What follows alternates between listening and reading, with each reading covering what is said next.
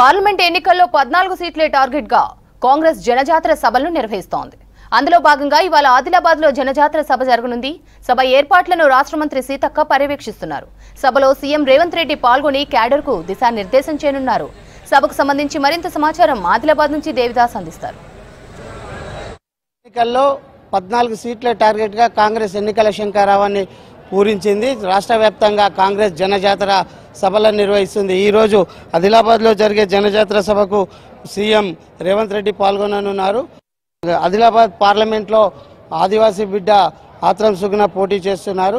Adilabad parliament స్థానంలో ఎన్నికల శంఖారావాన్ని CM Revanth Reddy పూరిస్తున్నారు. గత అసెంబ్లీ ఎన్నికలకు ముందు ఎన్నికల శంఖారావాన్ని ఇంద్రవెల్లి నుంచే పూరించారు. ఆదిలాబాద్లో జరిగే జనజాతర సభకు 50,000 మంది జన సమీకరణ చేస్తున్నారు. ఈ సభలో ఇన్ఛార్జి మంత్రి సీతక్కతో పాటు ఖానాపూర్ ఎమ్మెల్యే వెడమబొజ్జు పాల్గొననున్నారు. ఆదిలాబాద్ పార్లమెంట్ సెగ్మెంట్లో గత 3 దశాబ్దాలుగా అపరిష్కృత సమస్యలపై ఎన్నికల హామీ ఏముంటుందా అనే ఉత్కంఠత నెలకొంది.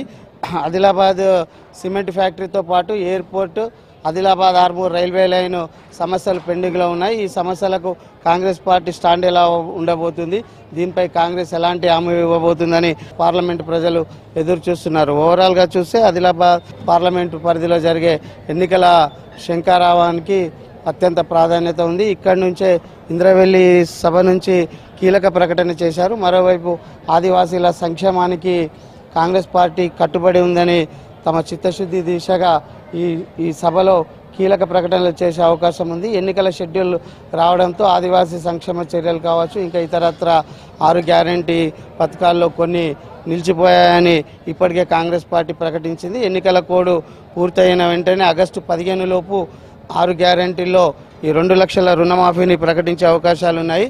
ఆదిలాబాద్ పార్లమెంట్లో 3 అసెంబ్లీలు ఎస్టీ రిజర్వ్ కావడం, మరోవైపు ఆదిలాబాద్ పార్లమెంట్ ఎస్టీ రిజర్వ్ కావడంతో ఆదివాసీల ఓట్లు కీలకంగా మారనున్నాయి.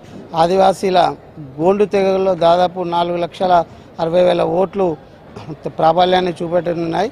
ప్రధాన పార్టీల నుంచి 3 అభ్యర్థులు కూడా గోండులు కావడంతో పోటీపై ఉత్కంఠ నెలకొంది.